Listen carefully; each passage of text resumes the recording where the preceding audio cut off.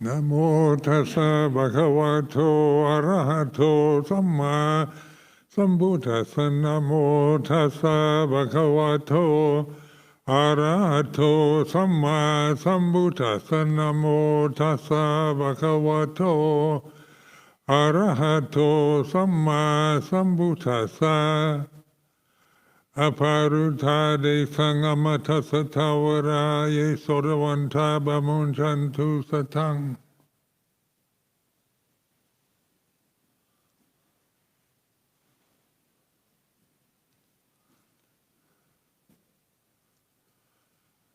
It was good to see so many people assembled here in the sala. I've been back at Amaravati for a little over a year, and this is the first day that the sala has been open for Dhamma to everyone. And so the fears of pandemics, COVID pandemics, and the disease perceptions, we have to live with these because this is the way that this operates. This human existence is about birth, old age, sickness, and death. So when we just think of birth, old age, sickness, and death is our fate, then we can get very depressed and see the kind of life is pointless. So many delusions we can create in the mind about the purpose of life and the meaning of life and how it should be. We can create images of perfection with our thoughts about how perfect government should be, a perfect man, a perfect woman, perfect society, perfect monastery. And so we have this, we get attached to these perceptions that are beautiful, when we take our ability to use superlatives to extreme, then it's the best that you can possibly think. But it is just a phenomenon. It's not possible to attain perfection in the conditioned realm. Like the bodies that we're experiencing right now, sitting here listening to me, they were all born in the past. So we were told that. I don't remember being born. Because when I was born, I didn't have a language. I didn't have a memory of a past or of experience. So there was consciousness and a human form of an infant's form, born, and that infant's form then will grow up, get old, get sick, and die, and that's the way it is. So the Buddha, in his wisdom, was trying to point to the unborn, what isn't born, the deathless reality. And in doing that, of course, when the whole social conditioning, the ego, the sense of identity with these bodies, and all the conditioning we've experienced through cultural, social, religious conditioning, and our own ability to think in various languages, all these conditions we tend to grasp and identify with. And therefore, we're grasping things that are impermanent and unsatisfactory. And so that's why the Buddha in his first sermon used suffering as the first noble truth. Because when we grasp what is not what is born and what is inevitably going to grow up, get old, get sick, and die, when that's all we know and all we identify with, then our life is seemingly unsatisfactory, fear of death, loss of loved ones, pandemics, diseases, misfortunes. Old age has its problems. And in an ideal world that we can create, we live in an eternal spring of being forever young. So that is an ideal that we create with words, but that's not Dhamma, the way things are. So the way things are is easily summed up in all conditions are impermanent, unsatisfying, and not personal self, not a personal independent entity. Anicca, dukkha, anatta. So these are words of wisdom pointing at the way things are, characteristics of all that exists, whether it's the sun, moon, stars, whether it's far away galaxies that we can barely see, or just the reality of sitting, standing, walking, lying down, and breathing. What's closest to us, the bodies that we have to live in till it dies.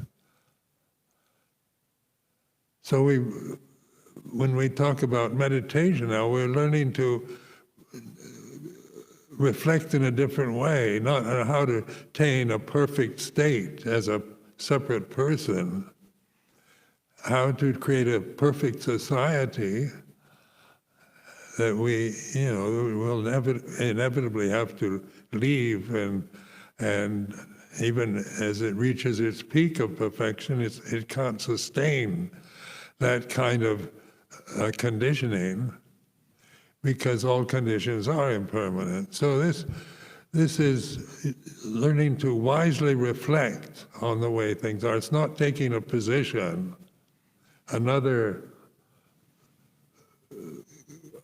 opinion or conception and grasping it, but taking the simple word impermanence and investigating it as we experience it in daily life.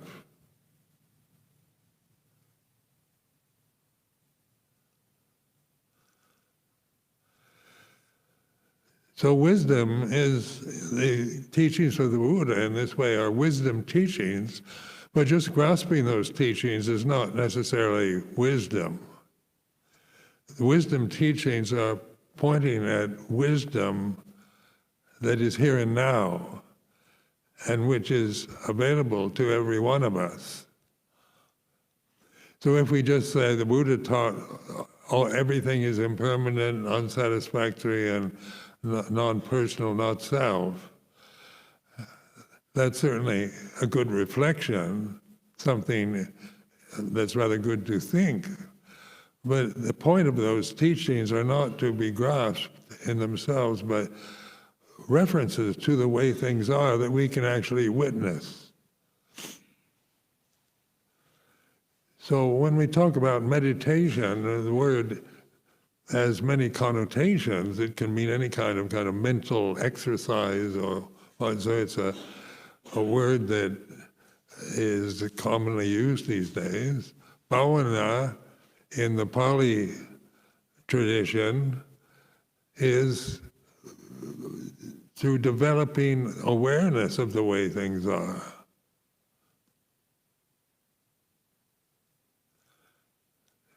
Not just saying, well, Buddha said everything is impermanent, so it's impermanent. That's becoming a loyal to Buddha's teachings. But the teachings themselves are conditions unsatisfactory in themselves unless they're used. The whole point of bhavana or meditation is to use those teachings for investigation, the way it is here and now. So at this very moment, Sitting is like this, breathing is like this. The state of mind, the mood that you're experiencing individually is like this. The breathing is like this. So it's this way of reflecting and witnessing, just noticing, taking the witness position to realize Dhamma for yourself, realize ultimate reality, is one of the gifts of our humanity. We can actually awaken to Dhamma, to reality, to ultimate reality, not the reality we conceive or perceive, but ultimate reality, supreme reality, or Dhamma.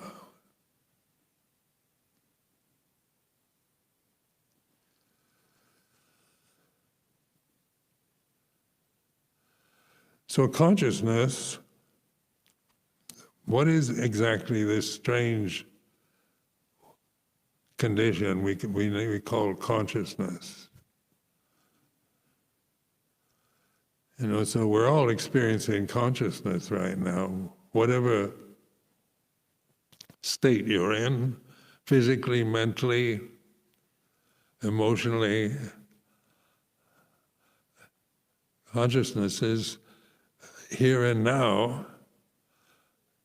And so here and now is where the consciousness and the ability to reflect on the way it is, it's like this. So we investigate impermanence, how everything changes, the weather that we witness daily here at Amaravati is like this. And then we create images of what we think of it's cold and wet or cloudy, or we appreciate it when the sun comes out, how the mood changes according to whether it's sunny and warm or cold and damp. The mood is dependent upon the conditions. And the body itself is a condition, a sensitive form in space. So space is here and now.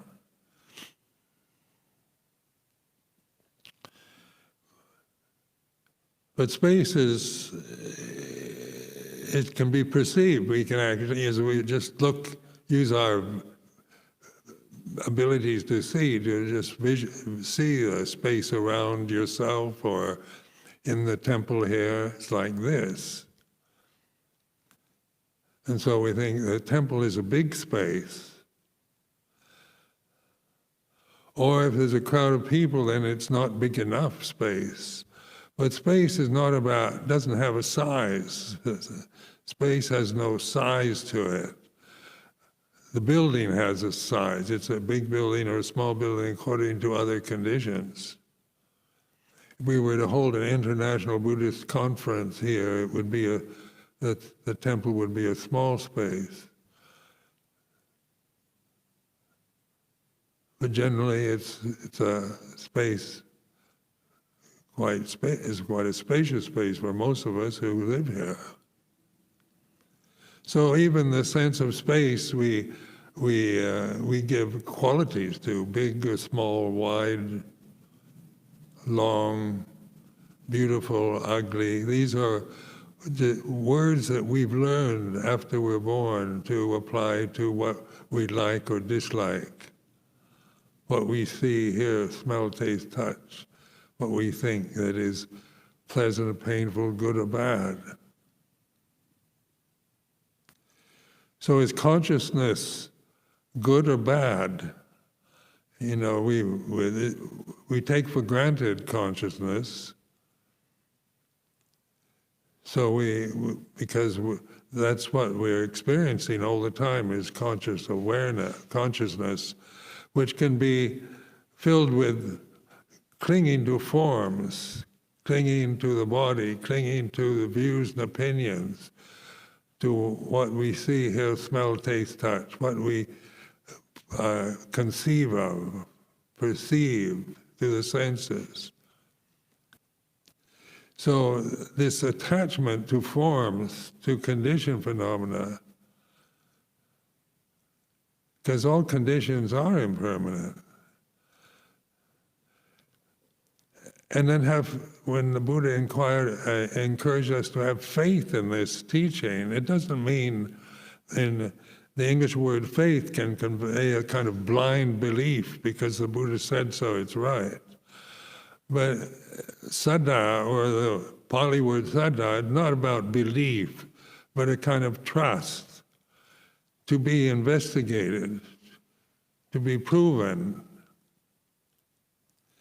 So the teachings are not beliefs that we grasp to become Buddhists, but they're teachings pointing to the here and now, Paccuppanna Dhamma, the reality of conscious awareness here and now, timeless,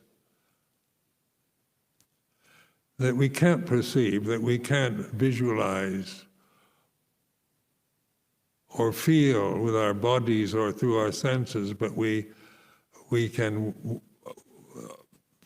awaken to it from the sleep, from the delusion, from the illusions that we're usually binding ourselves to.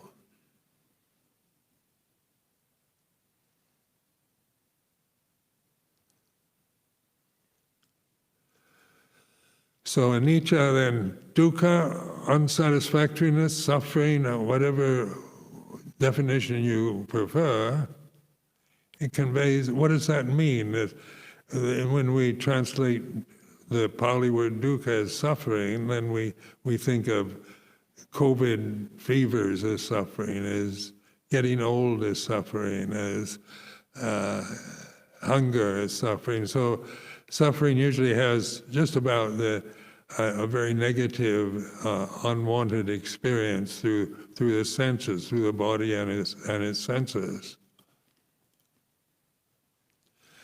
But dukkha is much wider meaning than that. It's unsatisfactory, like all conditions that are born, cease, they're impermanent. So you can't have any kind of permanent satisfaction through the condition that we are attached to. So no matter how healthy or beautiful or youthful or gifted you might be as an individual person, you can't sustain that. So the very grasping of physical appearance leads to suffering, because even if one's gifted with extraordinary good looks, physical beauty, and extremely good health, then COVID pandemic comes along and it says, look, good health can easily become bad health because of the nature of this realm of conditioned phenomena is basically unsatisfying. And when we realize this, then it's not depressing. Suffering in this sense is just the way it is. It's not something that we can, complain about. We can complain about it, then we suffer. We want it to be otherwise.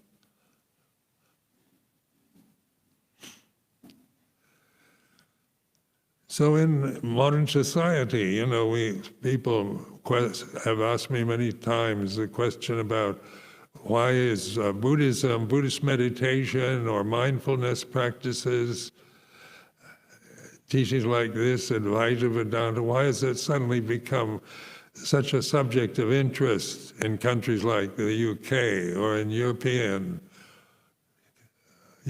countries or America, Australia, where, in the previous, there was no interest whatsoever in it. Just a few people might find Buddhism interesting, but the majority wouldn't. Why in these past 50 years has there sudden people like many of you coming to ordain as Buddhist monks, Buddhist nuns?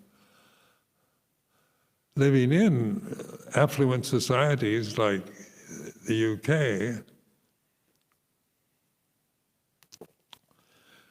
where, they've tried to, the efforts of modern society, democratic values and human rights issues and all the rest are attempts to make everything better,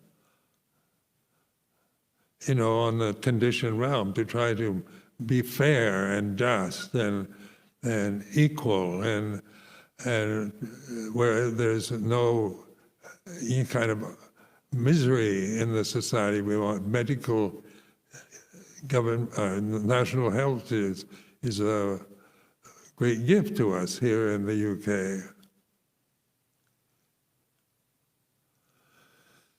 So, and yet with modern life, the stress, one of the words that is most commonly used that people complain about, why they come to practice meditation here at Amaravati, they feel stressed in a modern society, in a city like London or other places, with all the high tech and modern conveniences and safeguards and democratic laws and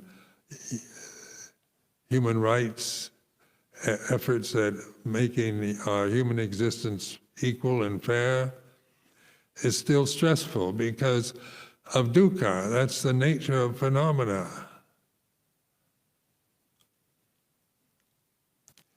Because even in a well-run society, democratic society,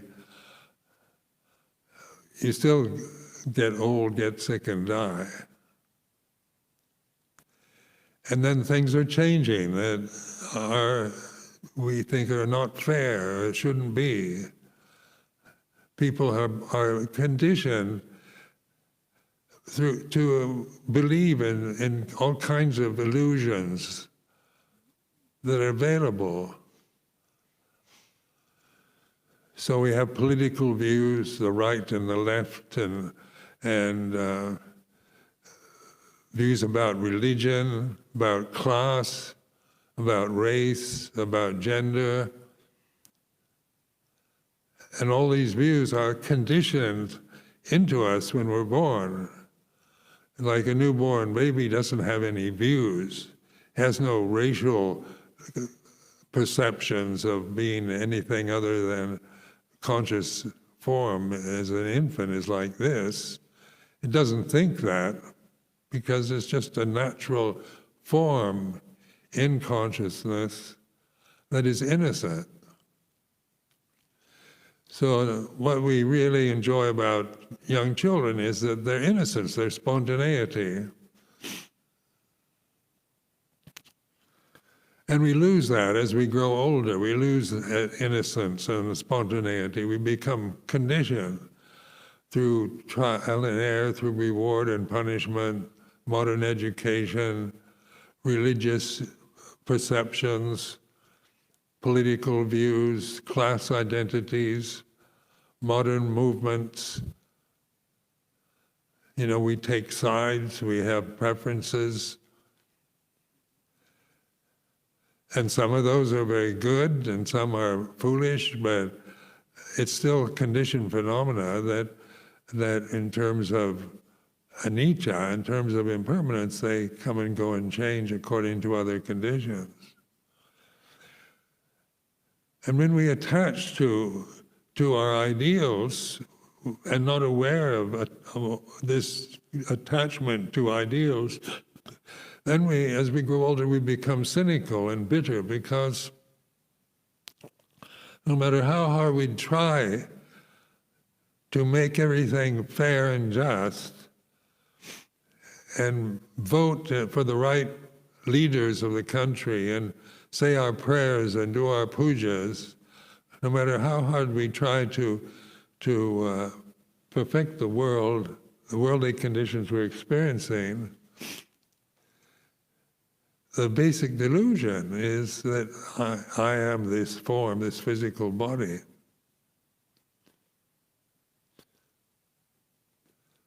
And so that is to be questioned. Are you really a physical form? Is that what you are? Is that your real identity?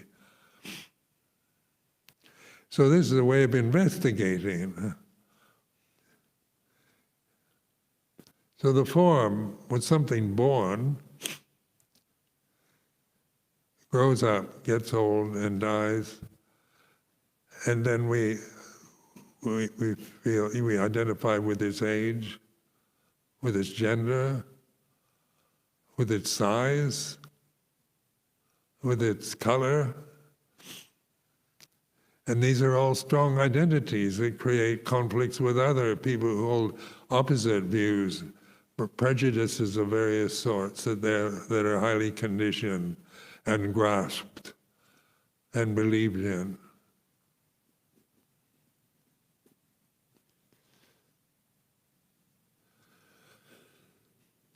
So in terms of bhavana or meditation, ask yourself, am I really this body sitting here? It's a convention, yes, it is like this. But I don't have that much control over it.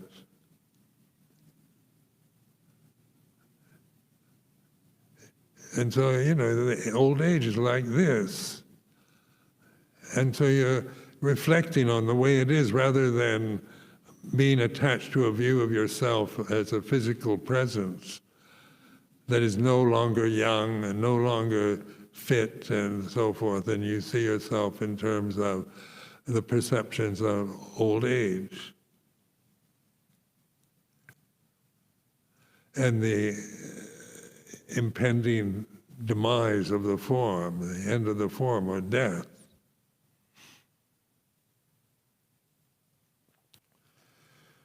So what does that create in the mind? People afraid of death, fear of death.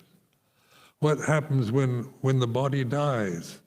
What will happen to me when I drop dead, when this body passes away? What happens to Ajahn Sumedho when his physical body decays or gets cremated?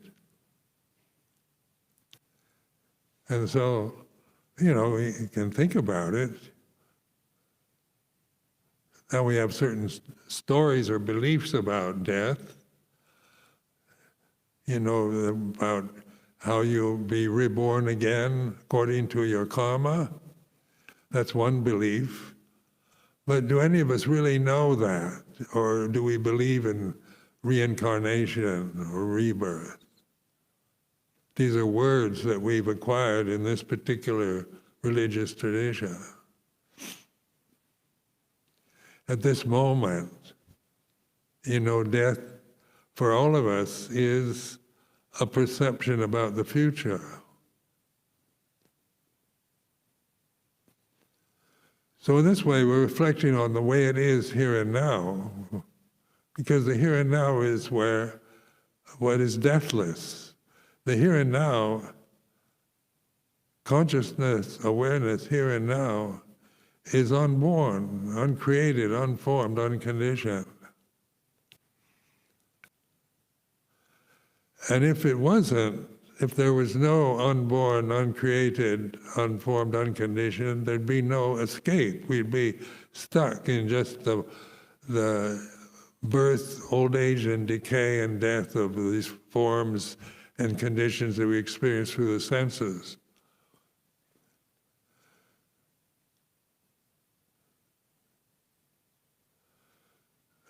So what does unborn mean? Can you imagine, can you create an image of unborn? Just try with your intellect, with your ability to create thoughts. Can you create an image in your mind at this moment of the unborn? Because the unborn is just a negation of the born. And if there was not the unborn, there'd be no liberation, escape from the born. What does that mean? This is a very important teaching of the Buddha. So when we identify with the born, then we are bound to suffer, because the sense of a separate self is the illusion that I am this form, this is what I am, I'm this physical form sitting here in this chair. That's the illusion of conditioning. That's a society reinforces that whole illusion. We see each other in terms of, what we look like, a presence, and whether we're men or women or whatever the appearance. This is what we identify as. This person is like this, that person is like that. That's a good person. That's not a good person. We use adjectives to describe our preferences or our prejudices in regards to phenomena. But the unborn, you can't conceive. It's inconceivable. So when I came across this teaching in my early years of monastic life, there is the unborn, uncreated, unformed, unconditioned. And if there was not the unborn, uncreated, unformed, unconditioned, there'd be no escape from the born, the created, the formed, the conditioned. And in my early monastic life, I really wanted to escape from the born, the created, the formed, the conditioned. Whether, you go to heaven and live happily ever after, or whatever beliefs that one is instilled with in one's youth, there is a desire for the unborn, uncreated, unformed, unconditioned. What is even the Christian view of heaven is using superlatives, where you go to a place where there's no suffering, where everything's beautiful and you're happy forevermore. So that's heaven. That's a heavenly thought. But is the experience of life that we experience, is it heavenly? At moments we experience where everything is pleasant and beautiful and what we like, and pleasant relationships, harmonious relationships and so forth, but then that changes. Because planet Earth and human society is always in conflict. And there's endless conflicts going on between people who have the same beliefs or the same view, same conditioning. So even in Buddhist circles, with various Buddhists, with the various Theravadan Buddhists, there's conflicts. Because we're grasping the forms of Buddhism, and we don't always see these forms in the same way. We interpret them differently. So we can even, in all religions, there's these sectarian conflicts. So what is the unborn here and now? And then you can't imagine it. You can't see it. You can't hear it, smell it, taste it, touch it.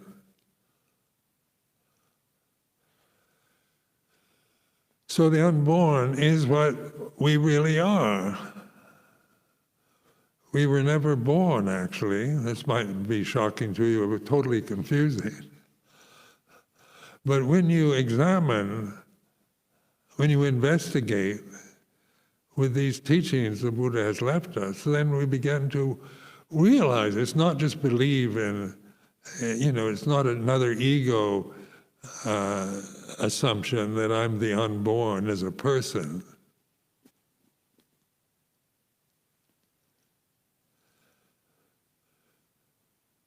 So this, in this particular tradition, the Thai forest tradition, then Luang Por Chah's emphasis on the Buddho, the witnessing.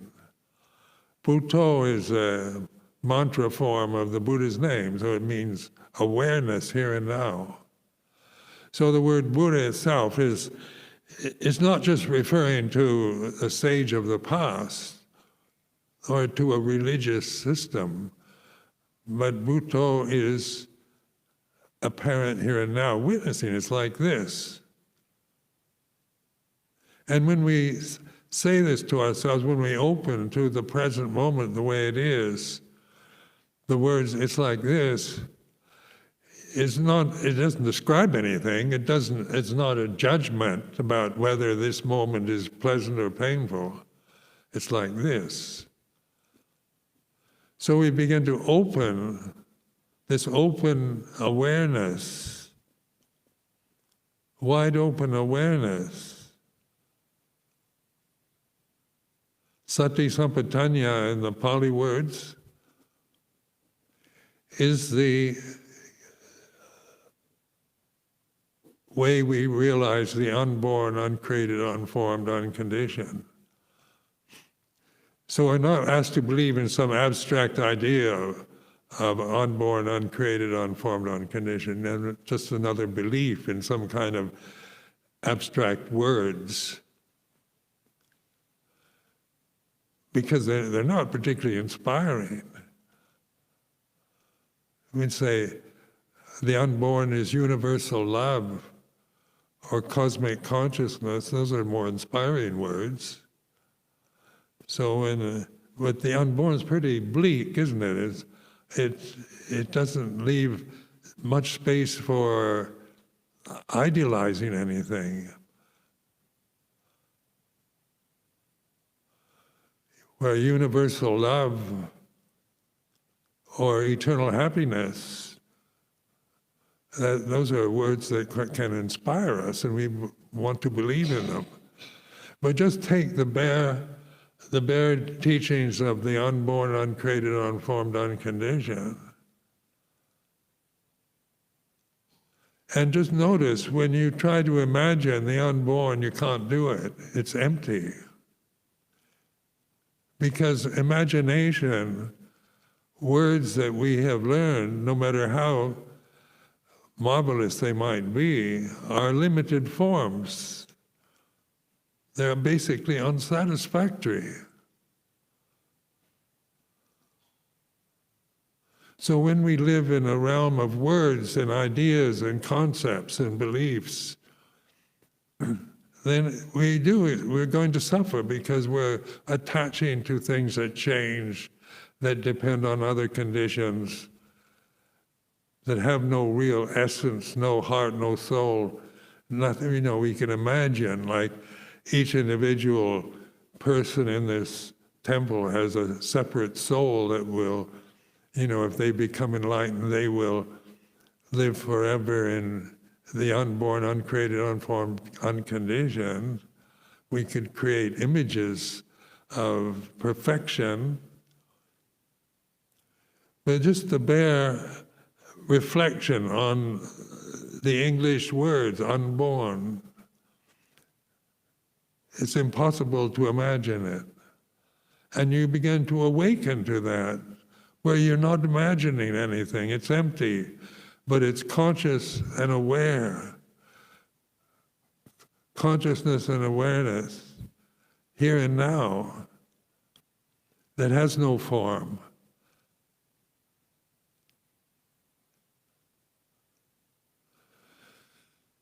So you begin to realize you're not a form, you're not a condition. When you begin to realize and take refuge in this Dhamma, in the reality of here and now, the forms still have to go through their phases of old age, sickness, and death, but they're no longer what we attach to and depend on. So even in sickness or disability or old age, the forms, they're supposed to change. They decay, they disintegrate. That's what they're supposed to do. And there's nothing wrong with that. There's nothing bad about it. It's just the way forms arise and cease, like your inhalation, your exhalation.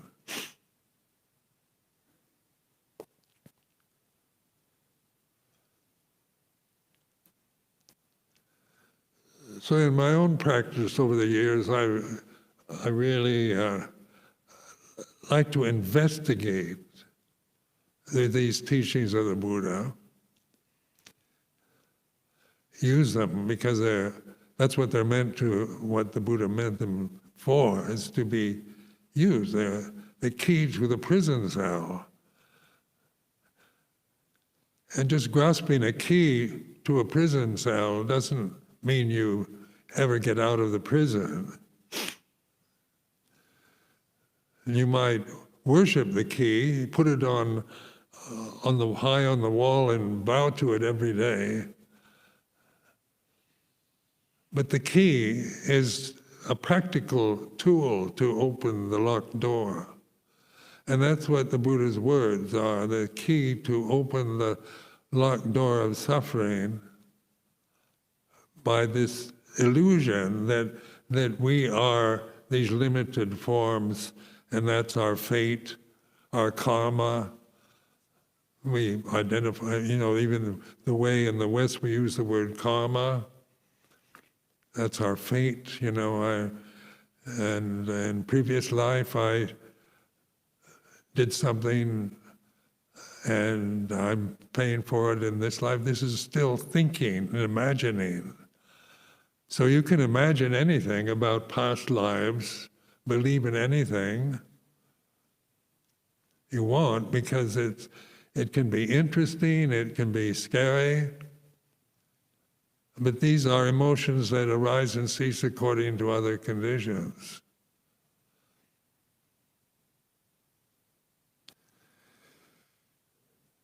So when I really became aware, I couldn't imagine unborn, uncreated, unformed, unconditioned.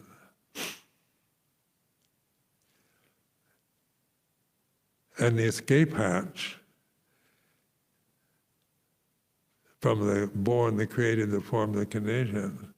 How do you get out of this trap, this illusory trap of birth and death, of these delicate, sensitive forms that we're stuck with for a lifetime on planet Earth as it changes, its climate's changing, conditions are changing. And how do we control that? How can we make planet Earth a heaven realm, where we can control the climate just through modern science, where we can create perfect citizens through modern psychiatry, psychology, through all the artificial intelligence, perfecting society so that none of us have to do laborious work, but these robots do all the dirty work around the planet, and we sit and just enjoy the beauty, the perfection of planet Earth is a fantasy beyond belief.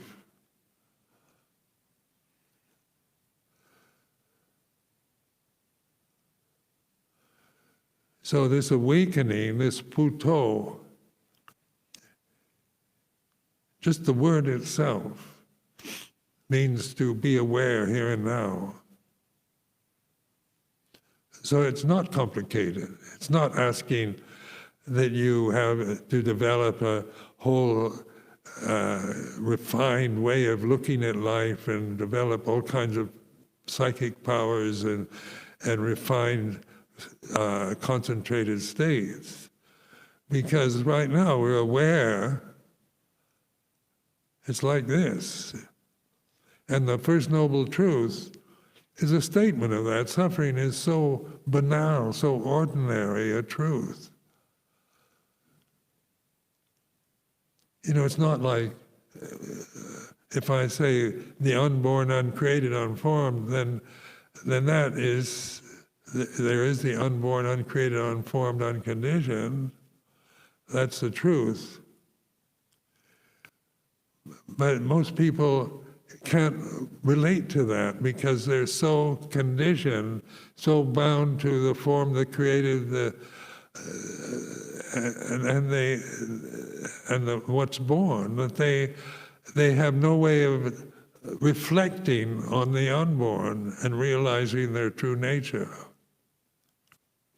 So the Buddha, to his 5 disciples in his first sermon in Varanasi, in Sarnath, said there is suffering, which is quite an ordinary human experience. Most of us, all of us, in fact, have experienced suffering. Has COVID pandemic been suffering for us? You know, whether you get the COVID pandemic disease or not, you know, the quarantine, the restraint, the mask wearing, the vaccinations, the whole news media is full of how many people died from this pandemic. And then we're attached to these forms that can easily get these diseases.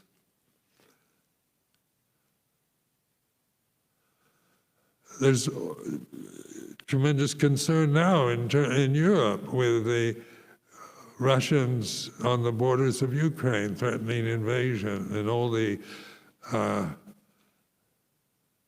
propaganda around what to do if Russia invades Ukraine.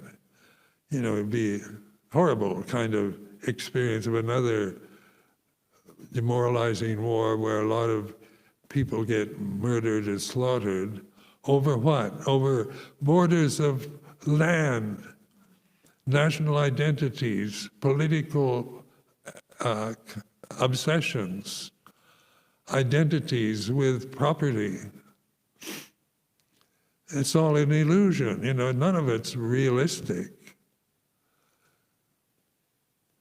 And yet we're faced with the constant news of these dangers that are lurking around us.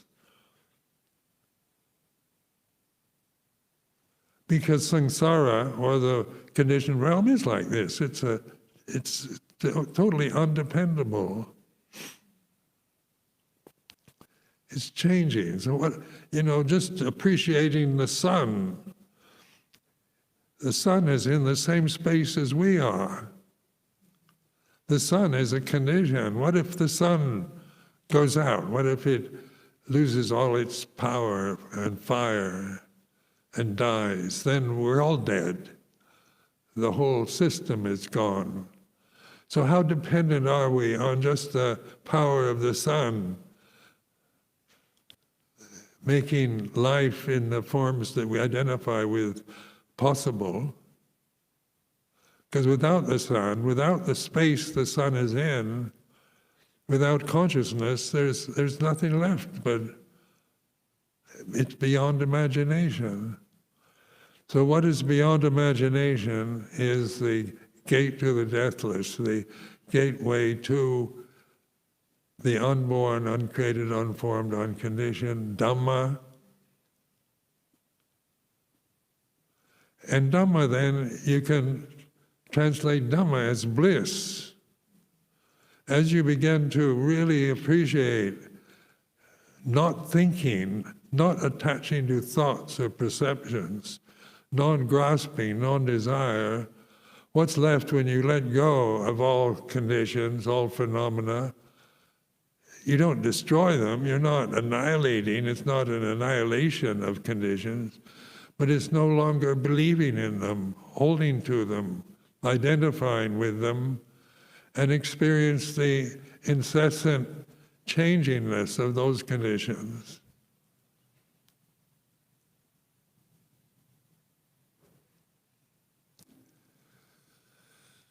So the deathless, we talk about the deathless, aparutadi sangamatasa, the gate, the door to the deathless is open. This was a proclamation made by the Buddha when he was enlightened. What does he mean by the gate to the deathless? What is that for you, for me, here and now? It's an inspiring statement.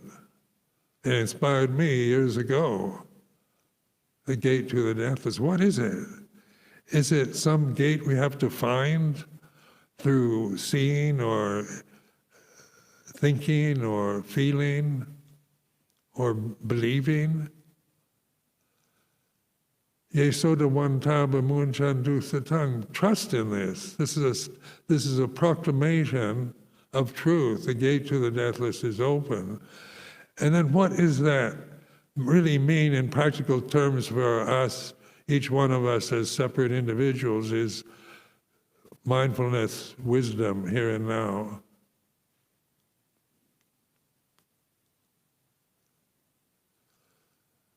So it's so simple,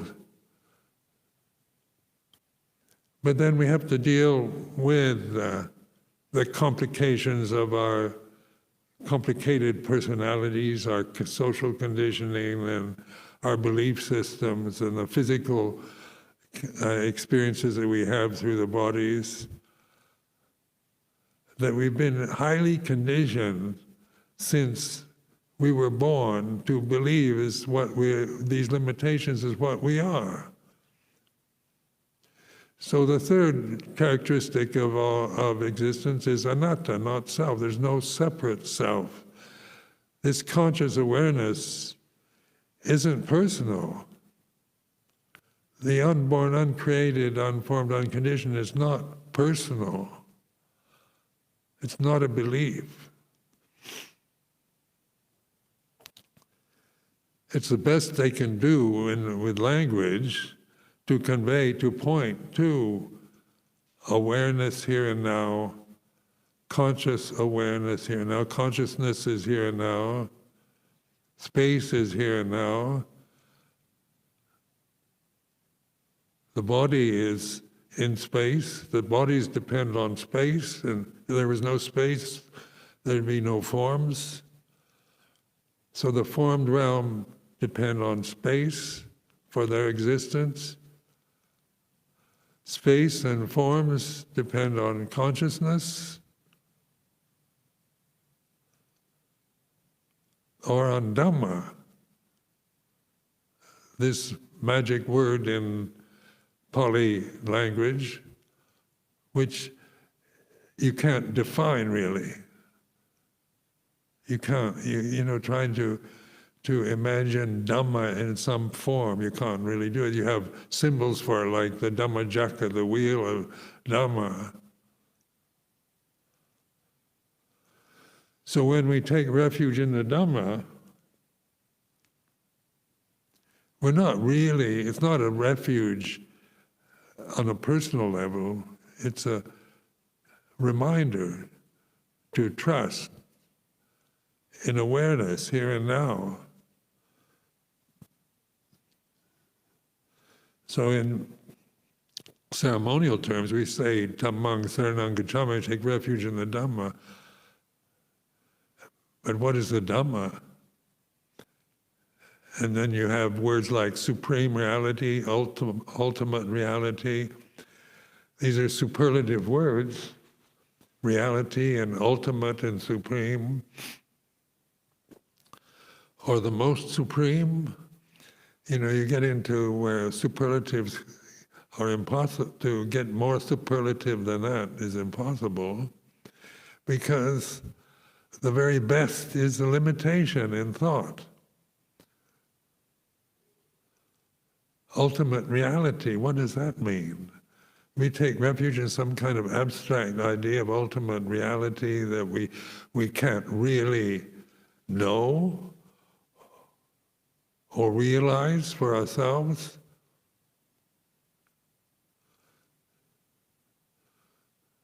So belief in Dhamma it's a good belief if you're going to believe in something. Believe in God is a good belief, or there are beliefs that are very good, very inspiring. But getting beyond belief into sati sampajanya, awareness here and now. It's like this. It's not inspiring, but you might call it bliss in a sense that it's peaceful, it's real, it's not created.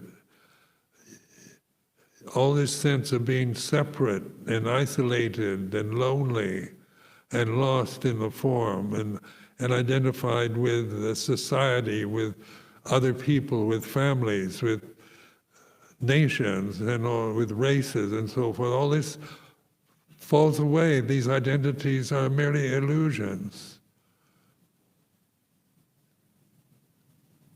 So we see the suffering caused through clinging to illusions, not by getting rid of them, but by understanding suffering, something that we can easily observe through awareness.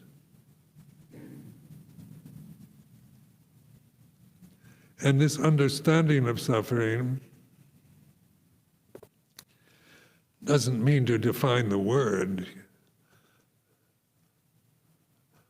Doesn't mean intellectual understanding, because we understand the word. But to understand something, you have to really observe it. Notice it's like this. And how we don't want it. We don't want to suffer. We want happiness. So desire for happiness is like this. Desire to get rid of suffering is like this.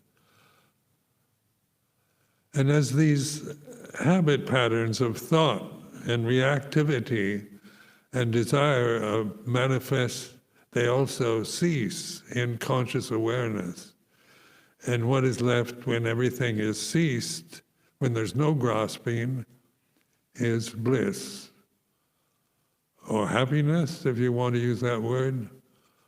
Universal love, it's everything belongs. There's no longer discriminating and judging and trying to divide everything into good and bad, heaven and hell. So apparent, Dhamma, Santitiko Dhamma, apparent here and now, is Sati Sampajanya, the gate to the deathless. So in this winter's retreat, this is an encouragement. I'm meaning this with good intentions to encourage you to really investigate reality that you're experiencing.